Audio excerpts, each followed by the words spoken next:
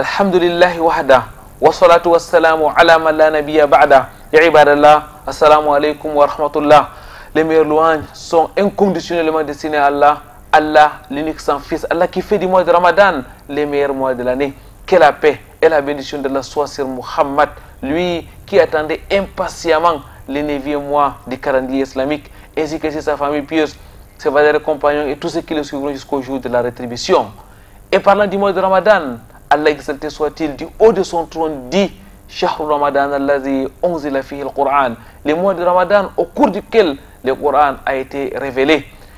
Ramadan a donc clairement été mentionné dans le Coran al-Karim. Mais qu'est-ce qui fait la particularité de ces mois et surtout comment l'accueillir? Réponse dans cette autre émission des victimes de l'islam.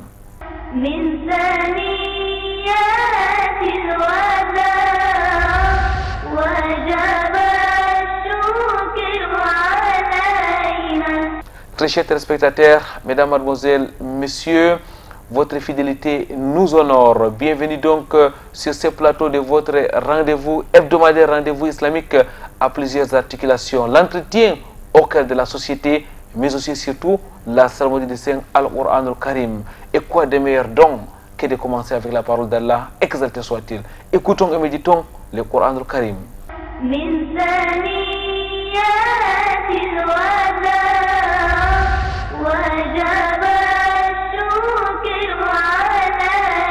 أعوذ بالله من الشيطان الرجيم.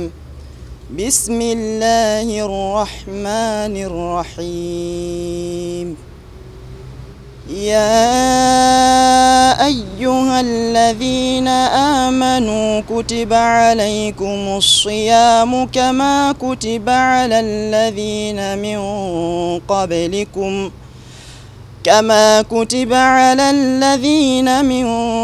قبلكم لعلكم تتقون أياما معدودات فمن كان منكم مريضا أو على سفر فعدة من أيام أخر وعلى الذين يطيقونه فدية طعام مسكين فمن تطوع خيرا فهو خير له وأن تصوموا خير لكم إن كنتم تعلمون شهر رمضان الذي أنزل فيه القرآن هدى للناس وبينات من الهدى والفرقان من ثنيات الوداع وجب الشكر علينا رب اشرح لي صدري ويسر لي امري واحلل عقدة من لساني يفقهوا قولي. اللهم لا علم لنا الا ما علمتنا انك انت العليم الحكيم. رب زدني علما. Mesdames, mademoiselles, messieurs, votre fidélité continue de nous honorer sur ce plateau des vitrines de l'islam. Avec nous aujourd'hui pour parler du mois de Ramadan, de la période d'attente de ce mois de Ramadan qui se pointe déjà à l'horizon, Cheikh Hamza Pempeme. Assalamu alaikum wa rahmatullahi wa barakatuh. Wa alaikum salam wa rahmatullahi wa barakatuh. Cheikh Hamza Pempeme, diplômé de la très célèbre université islamique de Médine, mais aussi de l'université de Marwa en langue arabe. Hamza Pempeme est prédicateur, enseignant et imam sur le triangle national. Cheikh Hamza, dans quelques jours, ça sera donc le mois de Ramadan. Qu'est-ce qui fait la particularité de ce mois? Alhamdulillah Rabbil Alamin, salatu wa salam ala al-mab'outh rahmatan lil alamin, nabiyyina Muhammadin wa ala alihi wa ashabihi ajma'in. Nous remercions Allah de nous avoir accordé la possibilité d'être vivants et nous le louons, nous le prions et nous souhaiterions qu'il nous accorde encore quelques jours pour que nous puissions bénéficier des mérites du mois de Ramadan. Et nous profitons de l'occasion aussi vous dire merci à Canada International une fois de plus qui nous donne la parole. Le mois de Ramadan est un mois particulier à bien des égards. D'abord, vous l'avez mentionné dans l'introduction, c'est un mois qui a été nommément cité dans le Coran. شهر رمضان الذي أنزل فيه القرآن هدى للناس وبينات من الهدى والفرقان. C'est un mois durant lequel on observe de façon globale le quatrième pilier de l'islam, qui est le jeûne, ce qui fait sa particularité parce qu'il est consacré à une adoration, à un pilier de l'islam. L'autre particularité du mois de Ramadan, c'est que c'est le mois durant lequel la parole d'Allah exalté a été révélée, comme l'atteste le verset précédemment cité. C'est aussi un mois de pardon. Le prophète sallallahu alayhi wa sallam l'a dit dans le hadith: Man sama ramadana imanan wa ihtisaban ghufira lahu ma taqaddama min dhanbihi. Quiconque jeûne le Ramadan avec foi et espoir, ses péchés intérieurs lui seront pardonnés. Nous avons là juste cité quelques particularités du mois de Ramadan, sinon on peut bien aller au-delà. C'est donc un mois de jeûne, un mois qui a été cité nommément par Allah exalté soit-il dans son glorieux Coran. Frère Hamza, nous vivons maintenant le mois de Shaban. Dans quelques jours, ce sera le mois de Ramadan. Mais qu'est-ce qui fait la particularité du mois dans lequel nous vivons actuellement? Le mois de Shaban, c'est aussi un mois avec ses particularités. Il faut rappeler ici que lorsque nous parlons de particularités des mois, on veut par là faire mention de sa valeur, ses mérites en termes d'adoration. Le mois de Shaban a cette particularité d'être le mois de préparation pour le Ramadan. Et c'est un mois pendant lequel les œuvres sont présentées à Allah Azza wa Jalla. C'est aussi un mois où les gens sont distraits. Et nous allons donner une petite explication sur la distraction. Parce que le prophète sallam dit dans le hadith: Dhaka shahrun taghfalu nasu fihi anhu bayna Rajab wa Sha'ban. Il dit c'est un mois durant lequel les gens sont distraits. Ils sont distraits entre Rajab et Ramadan. Bayna Rajab wa Ramadan. Donc, et il ajoute encore: Wa huwa shahrun turfa'u fihi al-a'mal ila rabbil alamin. C'est un mois durant lequel les œuvres sont présentées au Seigneur des mondes. Donc, la première particularité du mois de Shaban, c'est que c'est un mois durant lequel les œuvres sont présentées au Seigneur du monde, qu'Allah Azza wa Jalla. Deuxièmement, c'est un mois où les gens sont distraits. Alors, pourquoi est-ce que le prophète sallam mentionne la distraction? Parce qu'en réalité, les adorations ont une valeur pendant les périodes de distraction.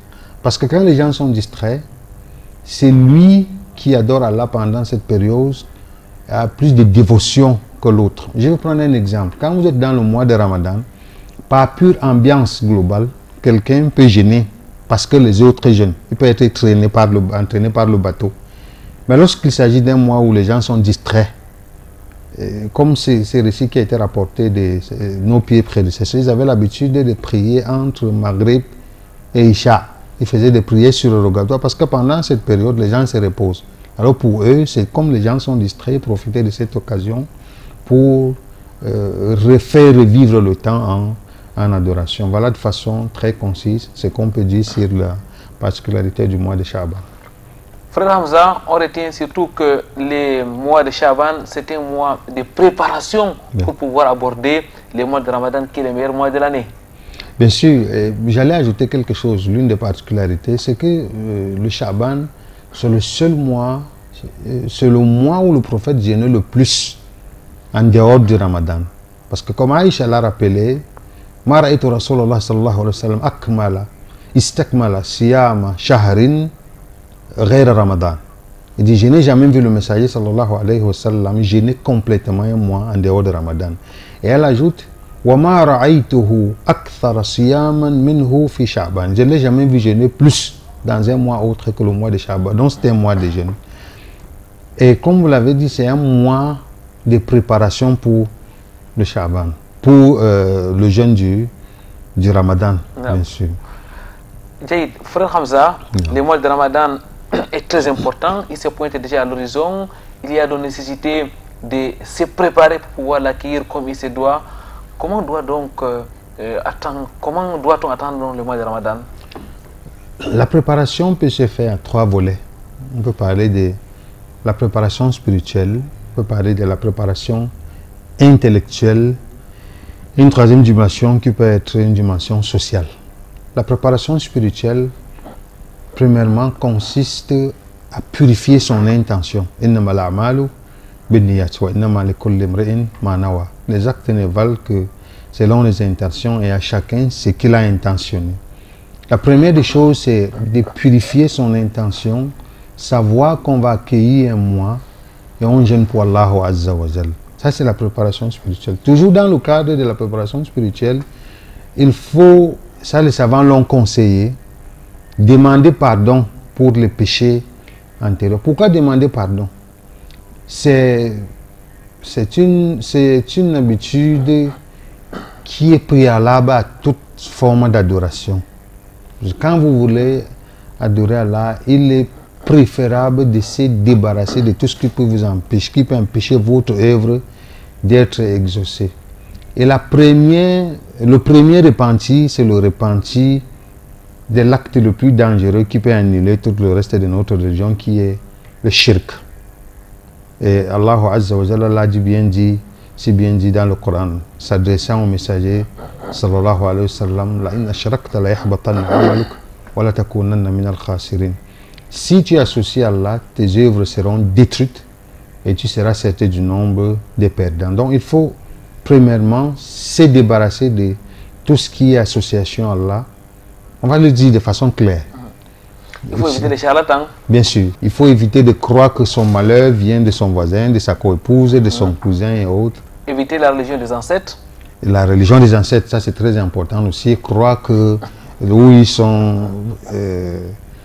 sont couchés, ils peuvent avoir un pouvoir, un impact, soit-il positif ou négatif, sur notre vécu quotidien. Ça, c'est la dimension spirituelle. Non. La dimension intellectuelle, c'est que tout acte d'adoration doit être maîtrisé par celui qui l'accomplit. Il faut connaître, le jeûne a ses conditions, ses piliers et tout ça. Donc, il ne faut pas entrer dans l'adoration comme un novice, un profane qui s'avance vers une aventure. Ce n'est pas une aventure, c'est une adoration et il faut l'apprendre. Alors, c'est le lieu ici de rappeler aux gens que, alhamdulillah, nos imams ont compris.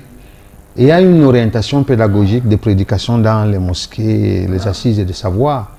Quand le Ramadan est proche, nous sommes à quelques jours du Ramadan, généralement les prêches sont orientés vers le Ramadan. Alors c'est le lieu de rappeler aux fidèles que quand vous allez à la mosquée, ayez votre petit carnet, notez, parce qu'on se rend compte que chaque année, les mêmes questions se répètent. La 3e dimension, qui est la dimension sociale, c'est qu'il faut aménager son temps. S'il y a possibilité même d'avoir ses congés pendant le Ramadan, ça tombe bien pour se concentrer sur les adorations. Pourquoi ne même pas établir un emploi de temps de lecture à la maison? S'organiser, même économiquement, voir ce qu'on peut prélever pour les pauvres. C'est le lieu de leur rappeler ici avec la cherté de la vie. C'est le lieu aussi de prier Allah de nous faciliter à ces pauvres qui n'arrivent pas à avoir un repas suffisant chez eux. Donc on peut se préparer à les aider en les aidant à se préparer aussi. Prévoir dans notre richesse, prélever de notre richesse ce qui peut aider les pauvres à préparer le jeûne. Allahu alam. Wallahu alam, barakallahu fik, Cheikh Hamza, jazakallahu khairan. Mesdames, Mademoiselles, Messieurs, il faut donc attendre les mois de Ramadan dans la spiritualité. Il faut purifier son intention. Il faut surtout se recycler. Il faut rentrer dans les enseignements du prophète Muhammad sallallahu alayhi wa sallam par rapport à cette période hautement importante qui se pointe déjà à l'horizon. Nous allons prendre une courte pause. Nous reviendrons juste après.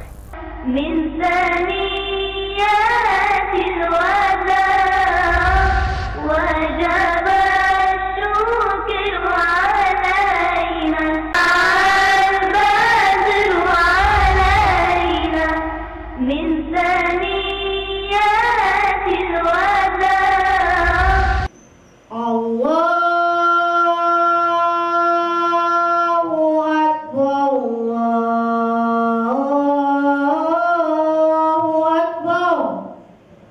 Concentrés face à leur Seigneur, ces jeunes accomplissent avec dévotion la prière. Ils ont en commun la perte d'un être très cher, leur père. Ce sont des orphelins issus de plusieurs régions du Cameroun rassemblés à l'orphelinat islamique de Douala, en abrégé OID. Une structure sortie de terre il y a à peine quelques mois sous la coordination de Cheikh Zakaria Ondouti, président de l'association Asset Al-Bayan. Un orphelinat islamique, parce que d'abord c'est un devoir, c'est une obligation. Quand on dit orphelinat islamique, nous retenons d'abord, il y a plusieurs orphelinats. C'est un défi d'abord à relever. Il y a l'orphelinat catholique, il y a l'orphelinat protestant, il y a l'orphelinat tel. Mais en tant qu'enseignant, prédicateur musulman, il faut aussi un orphelinat islamique. Donc d'abord c'est un défi à relever. Et encore c'est un besoin qui s'exprime. Et ça va permettre de recadrer les enfants qui sont délaissés ou de récupérer les enfants qui se trouvent dans autre orphelinat qui n'aillent pas avec leur foi. Une œuvre qui aura mobilisé toute une communauté. Des descentes physiques et de collecte de fonds des fidèles ont contribué efficacement à la construction de cet orphelinat. L'historique de cet orphelinat, nous allons dire, vient d'abord de l'historique de l'association pour l'éducation et le développement Al-Bayan que je dirige. L'association, parmi ses activités, il y a l'encadrement des orphelins. La SED a mené plus de 3 à 4 ans dans l'encadrement des orphelins dans plusieurs villes et localités du Cameroun. Et nous avons vu nécessaire, vu les besoins qui s'expriment en aide, vu le cas des forces majeures, l'état des orphelins que nous voyons. Et en plus, en tant que communauté musulmane, on n'a pas encore un orphelinat à Douala. Et le besoin s'exprimait en lui-même. Et voilà d'où le projet a commencé. Aujourd'hui, l'orphelinat vit avec 25 orphelins entièrement pris en charge. Une équipe dynamique composée de jeunes veille au quotidien à la vie des orphelins. Nos activités se font à la fois ici au sein de l'orphelinat et en dehors. Et notre travail a commencé bien avant même que l'orphelinat soit effectif, notamment à travers la composition, la réception également des dossiers des différents orphelins, l'étude et la validation de ces dossiers-là pour ce qui est des orphelins en interne. Et au quotidien, nous veillons à avoir les différents rapports des activités des différents responsables ici sur place. Une véritable organisation est mise en place pour l'épanouissement total des enfants. Sous l'encadrement d'un responsable de discipline, leur journée commence très tôt. Avant l'heure de la prière, ils vont entrer à la mosquée, ils vont faire des nawafil et ils vont faire la prière de soupri. Certains d'entre eux sont trop matinaux pour aller à l'école, donc dès qu'ils finissent la prière de soupri, ils s'apprêtent pour aller à l'école. Les autres vont déjeuner et ils vont s'apprêter. Nous avons l'agent de sécurité qui va les amener à l'école et il va les ramener. À cette heure, comme les jeunes de leur âge, les orphelins se dirigent vers l'école sous le regard attentif du responsable de la sécurité.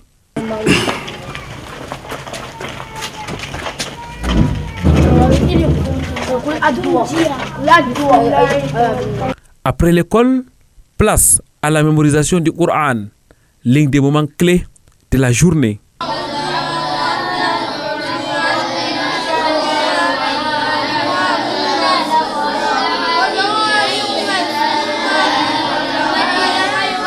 Cet apprentissage prend une autre coloration le week-end. L'OID ouvre ses portes aux autres jeunes du quartier Mbanga Pongo pour l'enseignement des disciplines de l'islam.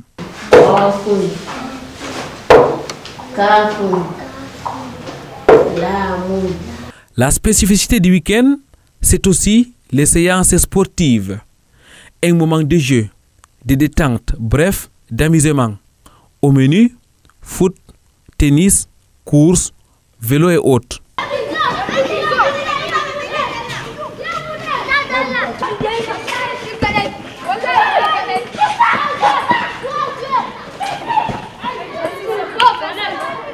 Les soirées sont en général réservées à la révision.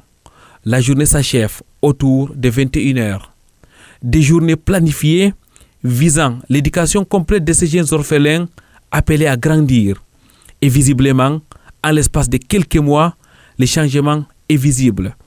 Les mamans se réjouissent du sérieux au sein de l'OID. Je suis venue leur rendre visite comme à chaque fois le dimanche, comme c'est prévu, jour de visite. Chaque fois que j'ai la possibilité, je viens lui rendre visite, que je trouve l'enfant, il est propre, il est bien ordonné, bien tranquille. Pas comme il était à la maison un peu désordonné. Et ici, il est bien épanoui. Vraiment, les mots me manquent pour signifier mon émerveillement et ma satisfaction. L'orphelinat se trouve bien. On enseigne la tawhid, le cours du Coran, la religion.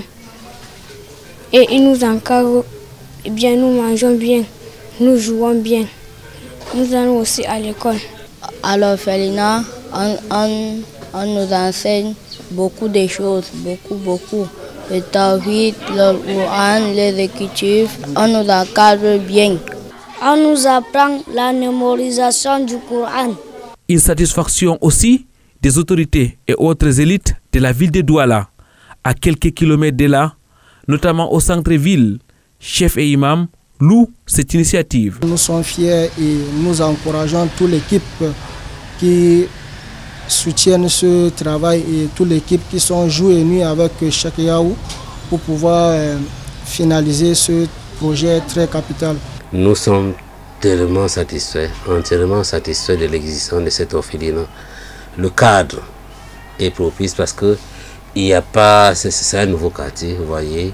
Donc les enfants qui sont là-bas ne peuvent pas être contaminés par rapport à d'autres, aux voisins et autres. Donc pour nous c'est quelque chose de bien.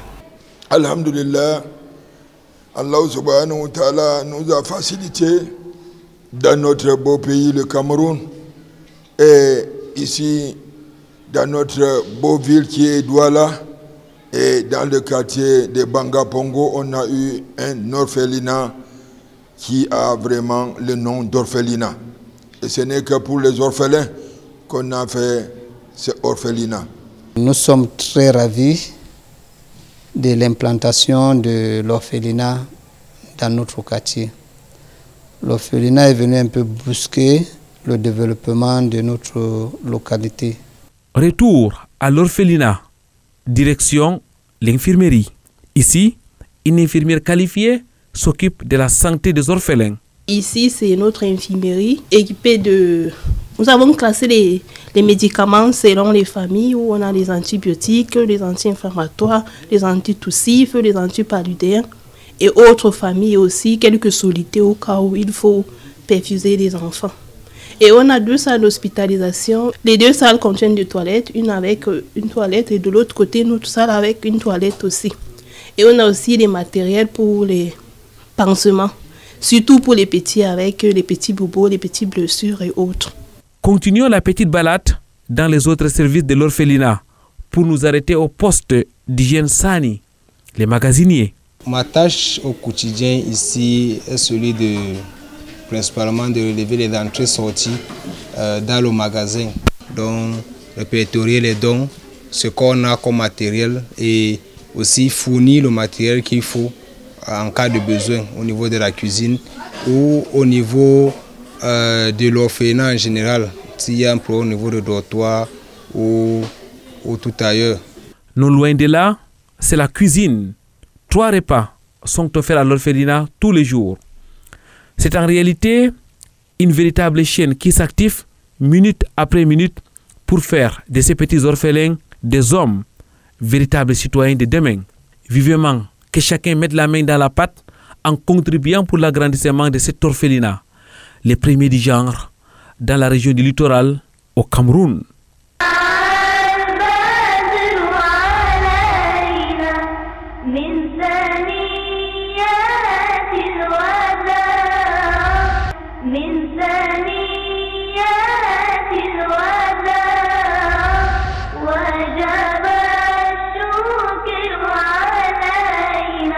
C'est la suite de votre émission Victime de l'Islam.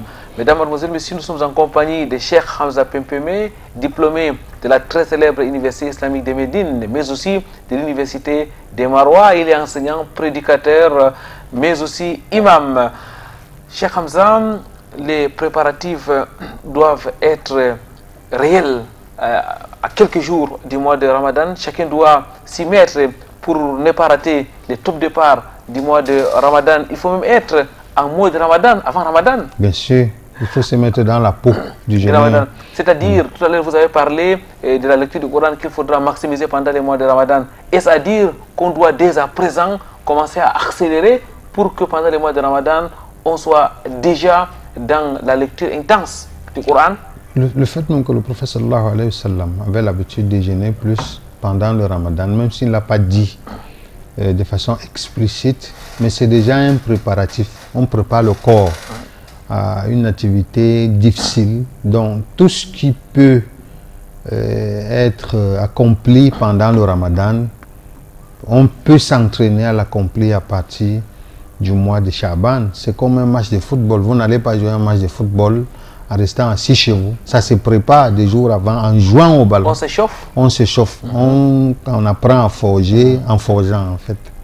Donc il faut déjà dès à présent, si on avait l'habitude de lire 10 pages par jour, il faut pour préparer le Ramadan aller à 15-20 pages, ainsi de suite. Comme ça, quand le Ramadan va arriver, on pourra aller jusqu'à 30 pages. Allahu Alam. Barakallahu fik, Cheikh Hamza, mais force est de constater dans notre communauté qu'il y a beaucoup de personnes qui préfèrent la préparation matérielle du mois de Ramadan, qui consacrent tout leur temps à changer les ustensiles de cuisine, qui consacrent tout leur temps à se doter de denrées alimentaires, ce qui n'est pas interdit. Mais est-ce que le mois de Ramadan, c'est effectivement ça? Est-ce que c'est ça l'esprit du Ramadan? Quel est votre regard par rapport à cette façon de faire? Non, a priori, non. A priori, non. Le mois de Ramadan n'est pas... En fait, le jeûne n'est pas une course aux délices culinaires et matériels. Le jeûne constitue affaibli, s'affaiblit physiquement pour se renforcer spirituellement. Parce que lorsqu'on consomme assez, lorsqu'on mange ce qu'on veut, on ne se prive pas de ce qu'on veut, c'est très difficile d'atteindre ce qu'on souhaite en matière de spiritualité.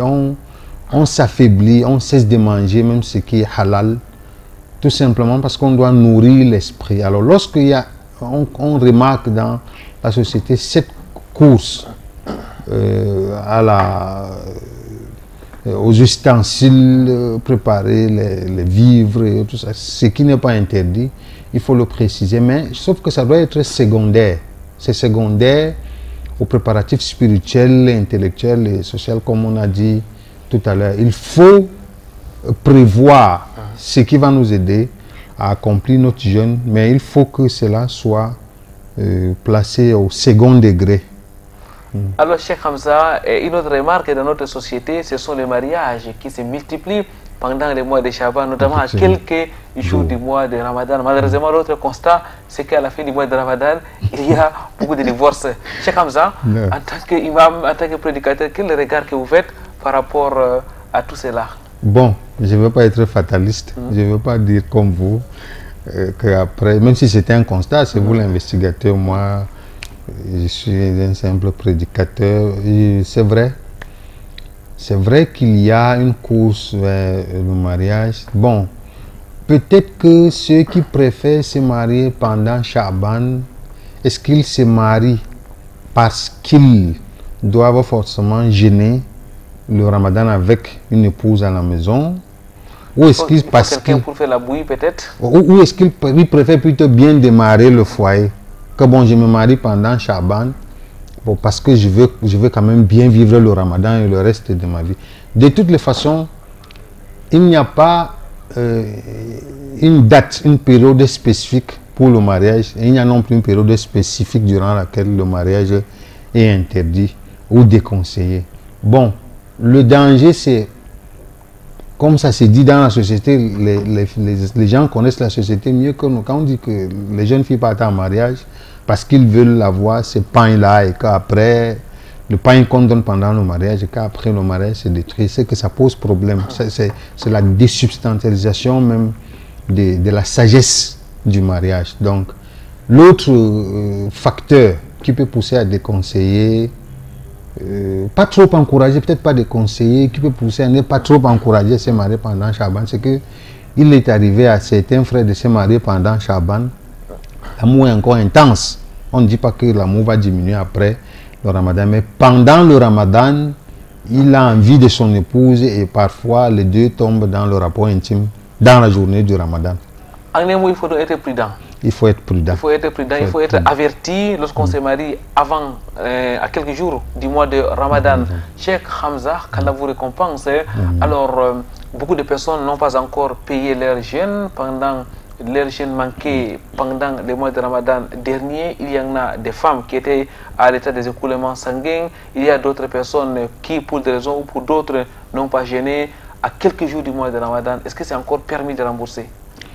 Le prophète sallallahu alayhi wa sallam, bien qu'il ait interdit de faire précéder le jeûne du Ramadan de 2 jours d'un autre jeûne, c'est-à-dire qu'il n'est pas permis de jeûner un autre jeûne avant le Ramadan de 2 jours. Mais sauf qu'il a dit à la fin du hadith, Illa rajulun kana yasumu siyaman falyasumhu. Il dit excepté quelqu'un qui avait l'habitude d'observer un jeûne, qu'il le jeûne, il n'y a pas de problème. Alors, s'il y a exception faite ici pour quelqu'un qui a l'habitude d'observer un jeûne, s'il lui est permis de jeûner 2 jours avant le Ramadan pour un jeûne qui est facultatif, alors, à plus forte raison, quelqu'un qui rembourse un jeûne qu'il a manqué l'année antérieure ou les années antérieures. Donc, en gros, il est permis de rembourser son jeûne, de payer le jeûne qu'on a eu à manquer les années antérieures à 2 jours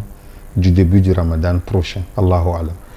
Barakallahu fik, wallahu alam. Mesdames, mademoiselles, messieurs, vous qui avez encore des jeûnes à rattraper, c'est le moment idoine pour pouvoir donc payer votre dette vis-à-vis d'Allah, exalté soit-il. Nous allons marquer une autre pause. Nous reviendrons juste après.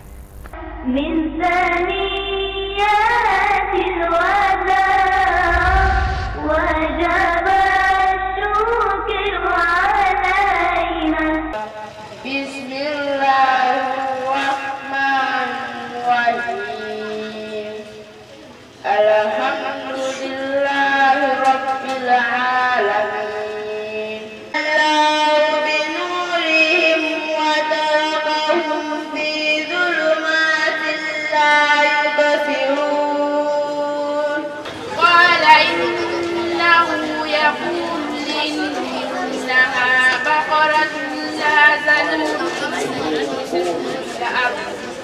26 apprenants de l'école coranique Nouruddin ont reçu leur parchemin de fin de lecture du Coran. Ces élèves ont été portés en triomphe le 13 mars 2022 au quartier New Bell à Douala.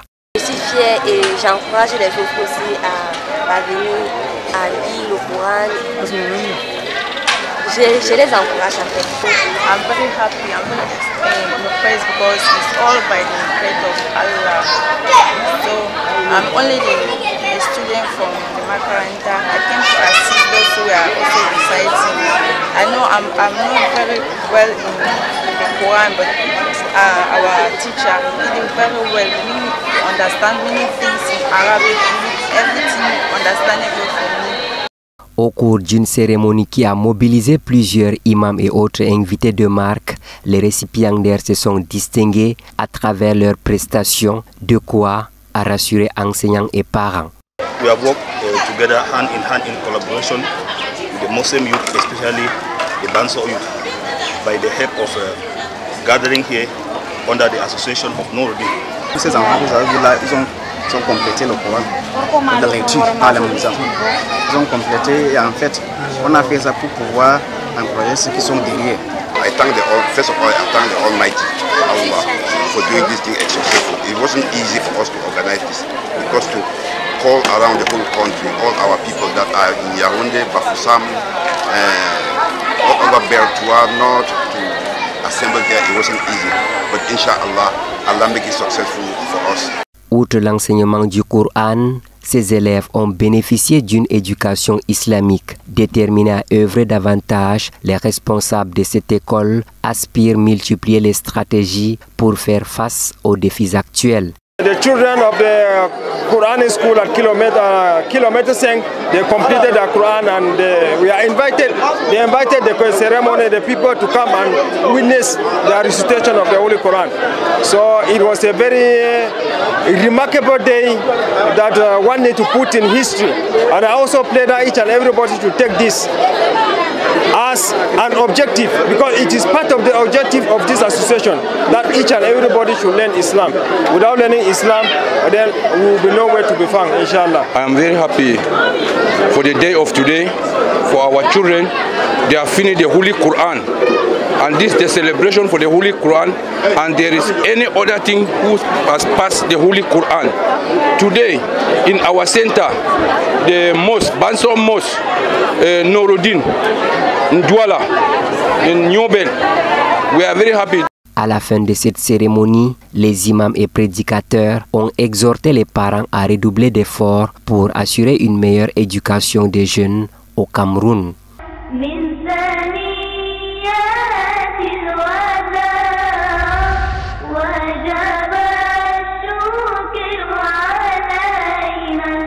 Mieux que par le passé, la production intellectuelle dans la communauté musulmane a connu un essor au Cameroun. Un livre de plus, rédigé par Cheikh Abdourahmane Makka, intitulé Guide du nouveau converti à l'islam. Cet ouvrage a été présenté et dédicacé le 5 mars 2022 à la grande mosquée Al-Hikma de New Bell. Je suis très content de cette journée, de cet aboutissement. C'est comme un rêve qui devient réalité.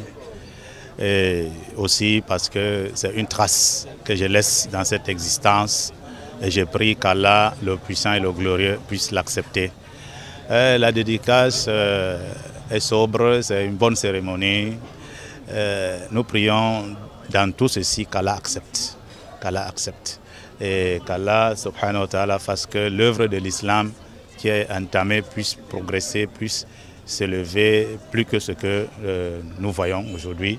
Préfacé par son éminence Cheikh Omar Hamza, diplômé de l'université de Médine, ce travail de qualité a été apprécié par plusieurs autres enseignants et prédicateurs musulmans, à l'instar de Malam Mustafa Ba. C'est un travail très bien fait et que vraiment l'homme musulman a besoin de cet ouvrage. Et je parle du musulman en général et particulièrement nos frères nouveaux islamisés. Vraiment, le musulman, même nous les anciens dans l'islam, nous avons besoin de cet ouvrage parce qu'il a bien écrit ce livre, parce qu'il a fait le livre en questions-réponses. Et la majorité, et plus toutes les questions qu'il a posées dans cet ouvrage, c'est les questions que nous nous posons chaque jour. Et vraiment, nous avons les réponses devant nous. Et vraiment, j'appelle tous les frères musulmans à faire l'effort d'avoir ces livres parce que vraiment, c'est très important. J'ai le mien que j'ai mis dans le sac. La présence des fidèles musulmans à cette cérémonie a donné lieu à une phase de questions-réponses. Les précisions apportées durant les échanges ont éclairé la lanterne de plus d'un. Nous sommes vraiment très contents de cette sortie de livre qui va vraiment éclairer une très grande lumière. Le document Guide du nouveau converti est un document de référence actuellement dans le contexte musulman ici au Cameroun à l'heure actuelle, puisque d'habitude on se référait toujours dans des documents étrangers. La contribution de Cheikh Abdourahmane Makka à la propagation de l'islam à travers cet ouvrage a fait tache d'huile. Le meilleur restait à venir dans la communauté musulmane du Cameroun et dans le monde.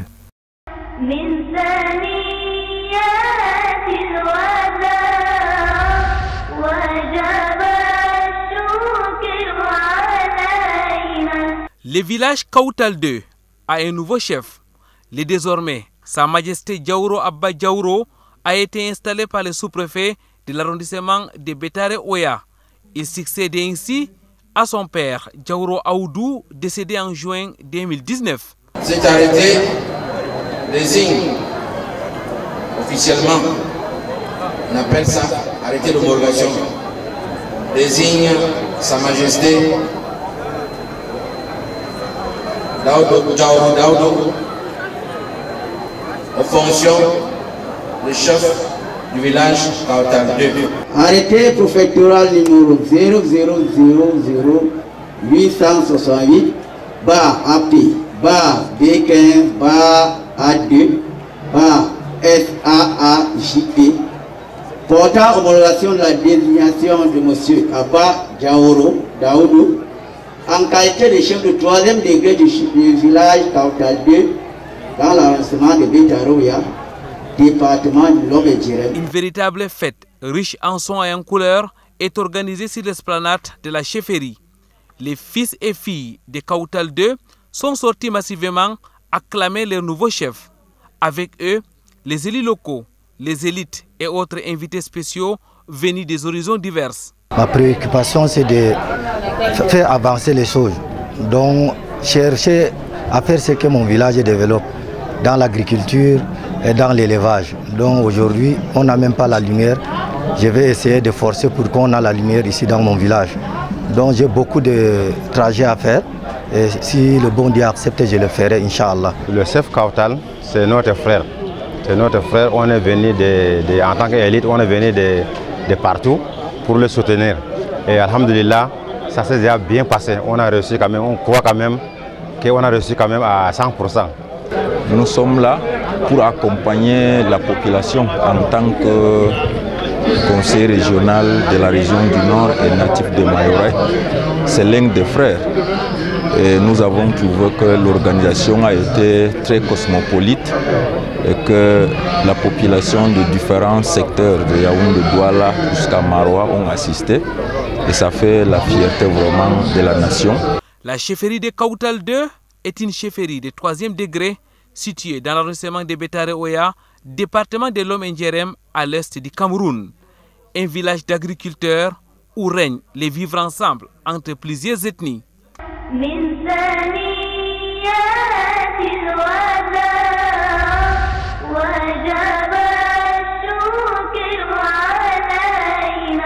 Fidèle à sa vision, apprendre en s'amusant, la Madrasa Ali Imran de Yaoundé a organisé une journée récréative. Le vendredi 11 février dernier, les petits et tout petits se sont retrouvés pour les activités ludiques. Répétez, je vais compter 10 fois. Laouno Ahmar. Laouno Ahmar. Laouno Ahmar. أين أولاد آل إمران؟ ما شاء الله. تكبير. Chaque apprenant avait le choix à travers une multitude d'ateliers, art, bricolage, cinéma, football et autres. Ceci sous l'encadrement des professionnels en la matière. Aujourd'hui, au Madrasa Ali Imran, à Mousso, on a fait avec des enfants une activité plutôt c'était plutôt jeu et puis éducatif et puis pourquoi pas avoir un peu plus vers l'entrepreneuriat, on va dire ça. C'est la première fois que je fais la peinture et j'ai beaucoup aimé. Ça a été une bonne journée dont des élèves ont fait des tableaux de la peinture. Tandis que moi, je me suis bien amusée.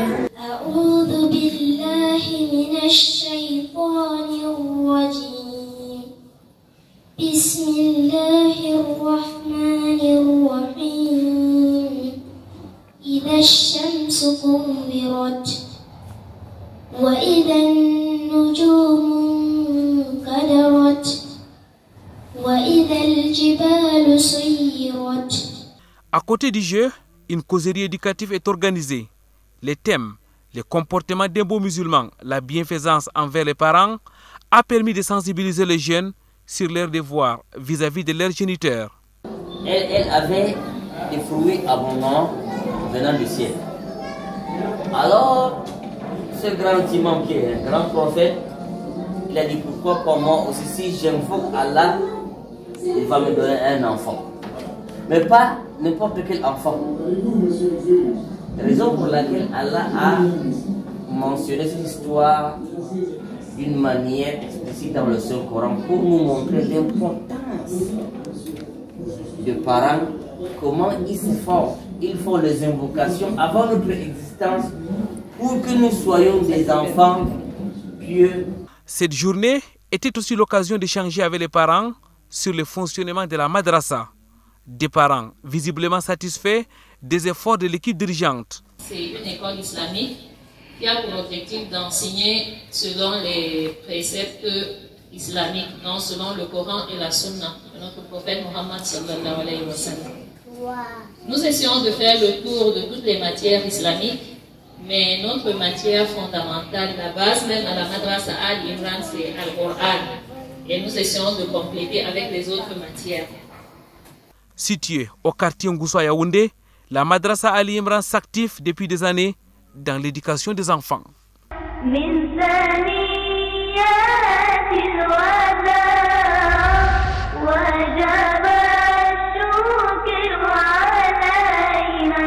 Retour sur ce plateau de votre émission Vitrine de l'Islam. Mesdames, Mademoiselles, Messieurs, nous sommes en compagnie de Cheikh Hamza Pempeme. Avec lui, nous sommes en train de parler donc des préparatifs du mois de Ramadan qui se pointe déjà à l'horizon. Frère Hamza, nous avons abordé cette question de long en large. Avant peut-être de clôturer cette émission, je voudrais vous demander quel est le secret pour pouvoir donc aborder le mois de Ramadan dans les bonnes conditions, pour pouvoir profiter au maximum de ces mois de Ramadan. Le secret se trouve dans l'histoire de nos pieds prédécesseurs. Comme nous avions dit au départ, la première chose c'est purifier son intention.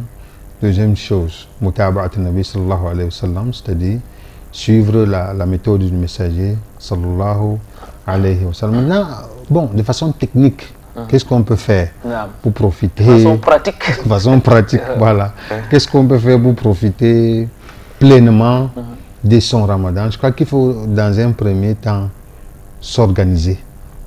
Il faut s'organiser de sorte à accorder plus de temps à son adoration. Surtout, se débarrasser de choses qui pourront troubler notre adoration. C'est un loisir. On peut s'en débarrasser pendant le mois de Ramadan, s'entourer de personnes pieuses. S'entourer, ça ne veut pas dire les amener vers nous. Nous, on doit aller vers elles, vers ces personnes pieuses-là, côtoyer de bonnes personnes. Parce que côtoyer de bonnes personnes, ça nourrit la foi. Ça nourrit la foi et ça fait que le Ramadan nous trouve dans ces contextes-là avec un cœur plus soumis. Voilà, je crois que voilà autant de petits actes comme ça, des petits secrets, des astuces qui peuvent nous aider à bien profiter du mois de Ramadan. Il faut donc un emploi du temps bien ficelé, un emploi du temps bien précis, mesdames, mademoiselles, messieurs, pour pouvoir donc œuvrer comme il se doit, pour pouvoir maximiser la gestion du temps pendant les mois de Ramadan. Cheikh Hamza, qu'Allah vous récompense d'avoir accepté notre invitation. Ce n'est pas la première fois qu'on vous reçoit. On espère encore et encore que vous allez repasser sur ce plateau pour pouvoir entretenir nos téléspectateurs ainsi que nous-mêmes sur des thématiques de la religion musulmane. Frère Hamza, quel est votre dernier mot à l'endroit de nos téléspectateurs? Bon, comme d'habitude, je crois qu'il faut remercier les promoteurs de la télévision, surtout il faut remercier le promoteur de la télévision, remercier ceux qui nous accompagnent à la cabine technique. Maintenant, à l'endroit des téléspectateurs, je crois qu'ils doivent se préparer, comme on a dit, pour le mois de Ramadan. Et surtout, j'insiste sur l'aide qu'il faut accorder aux pauvres, avec la cherté de la vie dehors. Quelqu'un a lancé comme ça dans une blague que si vous avez 10 000 francs dans votre poche actuellement au Cameroun, c'est que vous êtes dans une pratique mystique. C'est très hyperbolisé, mais c'est pour décrire le niveau de pauvreté. Donc vraiment, on invite ceux qui ont le moyen d'aider les pauvres à préparer le Ramadan. Allahu Akbar. Il faut donc être charitable, mesdames, mademoiselles, messieurs. Et le prophète Mohammed sallallahu alayhi wa sallam, qui est le plus charitable des hommes, était encore plus charitable. Sa charité était exponentielle pendant les mois de Ramadan. C'est donc un mois de charité, c'est un mois de jeûne, c'est un mois de Coran al-Karim, c'est un mois d'adoration intense en un mot. Il faut donc dès à présent être en mode Ramadan pour ne pas lancer, pour ne pas rater les top départs du mois de Ramadan. Mais incontestablement, frère, c'est dans la foi, la chose la plus importante, c'est les jeunes pendant ces mois de Ramadan. Allah exalté soit-il dit dans son glorieux Coran, Ya ayyuhalladhina amanu kutiba alaykum siyam kama kutiba alladhina min qablikum la'allakum tattaqun. Oh, vous qui avez cru, il vous est prescrit les jeûnes comme il a été prescrit à ceux d'avant vous. Ainsi, atteindriez-vous la piété. Nous allons donc vous laisser méditer sur cette parole d'Allah, exalté soit-il, et nous vous donnons rendez-vous vendredi prochain lorsqu'il sera 16h en du Cameroun, ou alors dans le cadre de la rediffusion de cette émission à 6h30 le samedi. Sur ce, subhanakallahumma wa bihamdik, ashhadu an la ilaha illa anta astaghfiruka wa atubu ilaik.